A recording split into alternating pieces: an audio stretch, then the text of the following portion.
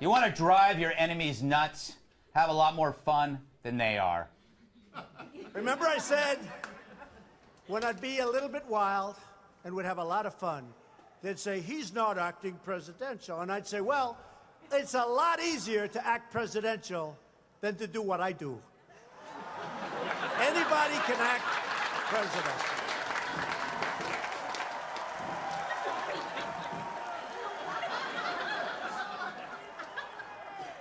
Ladies and gentlemen of the state of Florida, thank you very much for being here.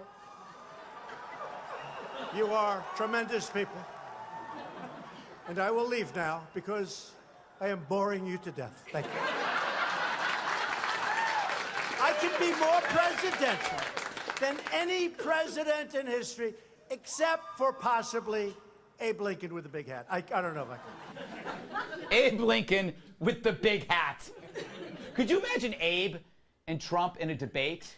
Check out Mr. Big Hat over here. Mr. Big Hat. What's he hiding under there, Mr. Big Hat? Another smaller hat?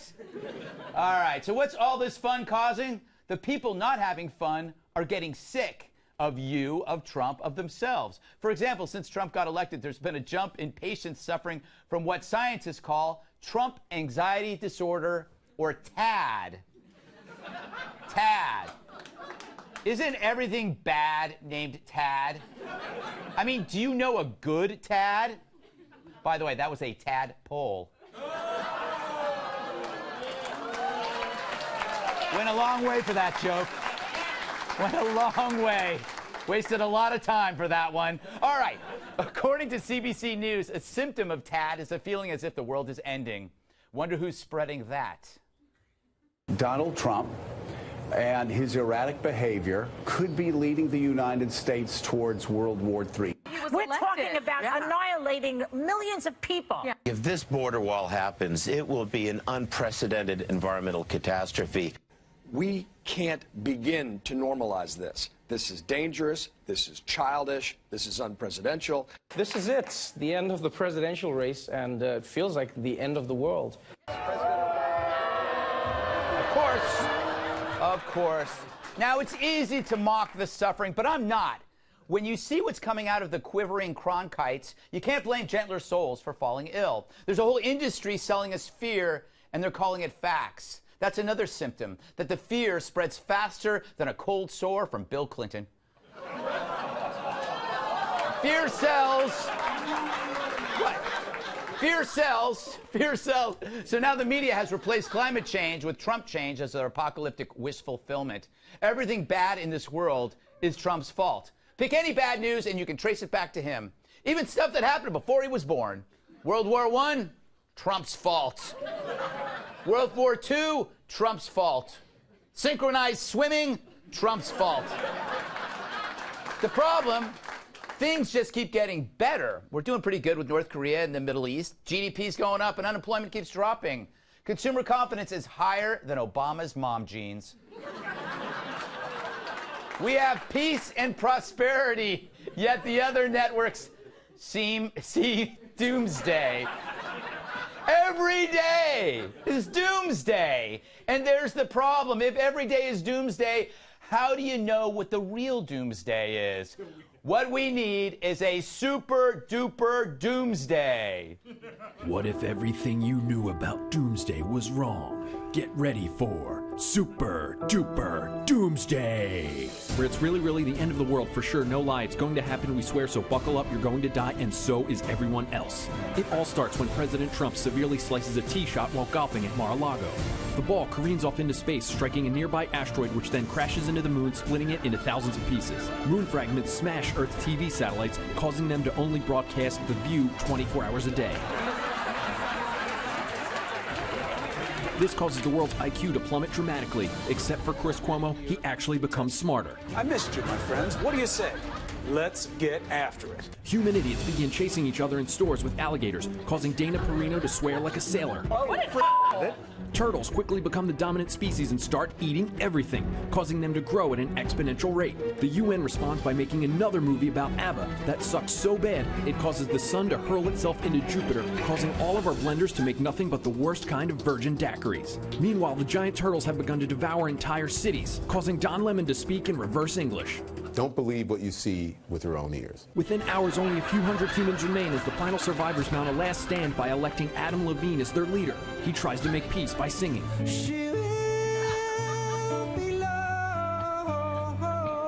Upon hearing this, the Earth itself implodes, destroying everything ever created, except a doomsday bunker full of my pillows, thus completing Super Duper Doomsday. And it was all Trump's fault. That's the best. The best ever. That was the best. All right. So the ugly truth, as the media, Hollywood, and academia deplore Trump, they wouldn't exist without him. Seriously, if Trump were to disappear, what would they be doing?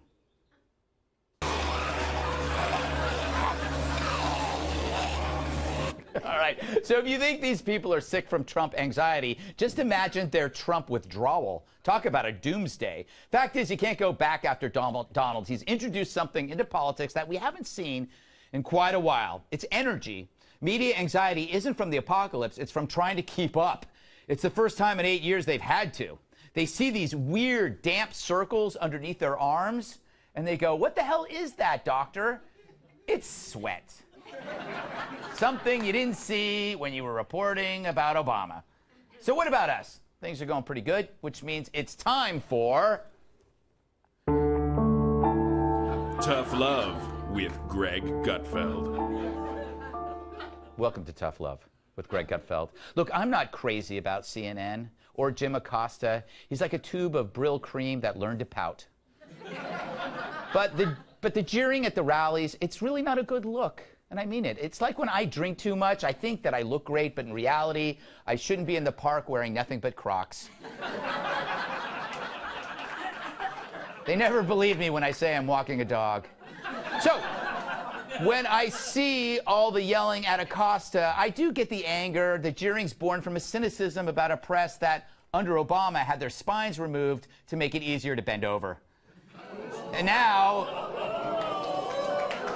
it's clean. It's clean.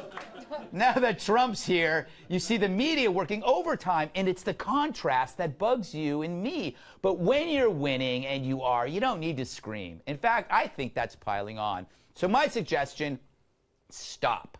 And instead, do what my mom always said. Kill him with kindness. Or was it a machete? I could never tell with Mom. It was either kindness or a machete with her. There was no middle ground, but let's stick with kindness. You got to be appreciative and take the high road and be nicer. You'll look better, and it will drive the media even more nuts, and they'll be so confused, they'll probably think it's the end of the world again. Yes! Another great monologue. Let's welcome tonight's guest. That's not a truck backing up. We're just bleeping her filthy language. My co-host on The Five and anchor of the Daily Briefing, or bleeping, Dana Perino.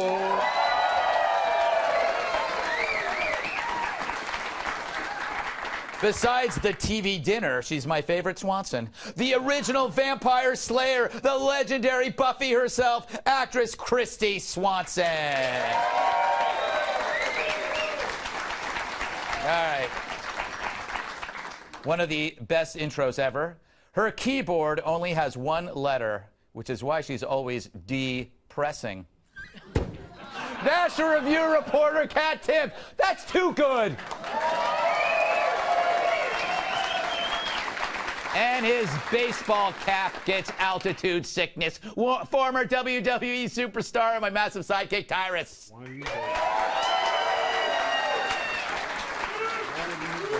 All right. Dana, I can't believe I have to say this, but try to keep it clean. Yes, thank you. We have some children here in the audience. I see him. Yeah, he was here for your monologue. I know. What do you, you make of, I guess, the idea that this conflict between the media and the administration, and who should take the high road? Should we take the high road? You know what I remember? What Jedediah said on the 5, which kind of struck me. We have, like, when I lecture people, we have the luxury of a show, so we can talk about all the stuff that the audience. The media driving us crazy, like we have an outlet for it. But the people at the rallies don't. So when they see CNN, they go, "You," because that's their outlet. So am I wrong? No, I don't think that that's wrong, but I think that your advice is actually good. The tough love, right? Because I do think, not to get technical on the polls, but he's bleeding women. The approval ratings are plummeting for him with women. Yeah. And it's not about the economy. They know the economy is good. It's not about Russia. They don't really care about Russia. It's his temperament. And so I think that it's just not helping. It's not necessary. I think that the reporters, they don't even actually need to be in the room. Yeah. They could be outside. Yes. And you're just going to see it on, you have one TV camera, one camera. Like, Jim Acosta doesn't need to be in the room. But if they're outside. Because he's becoming part of the story. Yeah. And it's not necessary. But if they're outside, the story will be reporters kept outside. Trump's fault. Christy, welcome to the show. So much good news in the economy. Is that what's driving the media kind of nuts, is that they can't figure out what to say about him?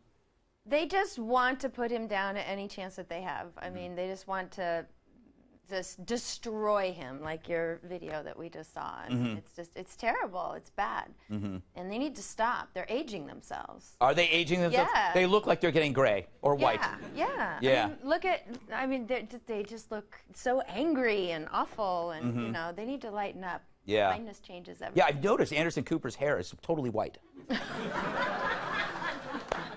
And Stelter, bald. Yeah. I mean, they're obviously having an effect. Kat, give me some of your deep analysis on what's going on, the current political climate, how you feel. Are you angry? Are you nervous, perturbed? I'm angry and nervous and perturbed. But it's usually about other stuff, like what about when I get food later? What if I order the wrong thing and I don't like it and I wish I got another thing? Right. Or what if when I'm walking down the street someone sneezes on me and then I get a cold again? Or what if I hang out with someone who seems to be healthy but they're actually harboring the cold virus and I wound up getting sick from them because they're still contagious? I'm seeing a trend here. There's a lot of things definitely to worry about. I don't worry so much. I mean, the amount of anxiety that some people have about President Trump, only one person should have that kind of anxiety about the president, and that's the president. Yeah. You know, like he can be a little... He could be a little nervous about making important decisions, but I think actually I get a little more nervous about my food order than he does. He seems like he kind of just is pretty chill about being the president. No, I think, you know what? I've had talked about this before. To him, it's just another kind of a big project. And he talks about it like it's a job. He will share the details of this job to you that no president ever would, like all the stuff he has to deal with, Tyrus. But I'm glad you made it. You almost didn't make it tonight. Yeah, I made it. Yeah. Stuck on a plane. He was circling. He was circling for 4 hours above this studio. Yep. Yep. It was great. If I could piggyback on Dana Perino for a second, shut up. I think that would be called.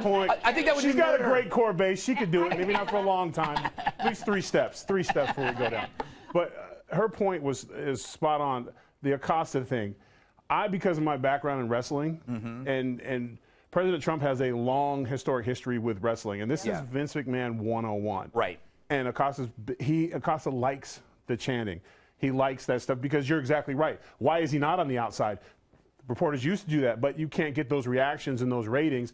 He even, so they can see him, stands up higher than the crowd and stands over them. That's true. Hey, I'm here. I'm here. And then they get going. They start doing the wrestling chants, "You suck," or whatever it is. And he eats it up and he acts sad and distraught. But he literally, if he got down and walked away to do his report, it would be over. Yeah. But he's doing it for the attention, for the same reason that he despises President Trump, who seeks attention. They do the same thing. It's because they are involved in a war between the media and specifically it seems like CNN has become the front runner in this one-on-one dogfight with the president, and they're willing to go anywhere to go after him, but they want to hold themselves in a higher court. But they're the same thing. And Trump, he's the baby face right now. So the crowd's going to cheer him. They're going to boo you. So just be the bad guys. Yeah, and it is a mismatch because he's a street fighter. This is who he is. They can't win this fight. Yeah. They don't even know how to be a good heel. Like Acosta would have been like, "Hey, shut up, lady," or "How'd you get here? You couldn't afford it." Like, start heckling the crowd back, Acosta. Like, That's a great idea. Be a bad guy. Like, great idea. They should really do that. They should heckle it. Like, I'm doing a report on you, sir, and your extramaritals. You know, like you just like be a bad guy. Like, also, they have no sense of humor. Like you were saying earlier, you can't if you can't beat them, join them. Yeah. Right, and like laugh. Yeah, just laugh. It would be better. Yeah, I just hope that. I hope that like I just would like it to just. Mob people looking like a mob doesn't appeal to me, whether in any shape, form, because I'm really a good person at heart. No, I'm not. I'm a terrible person.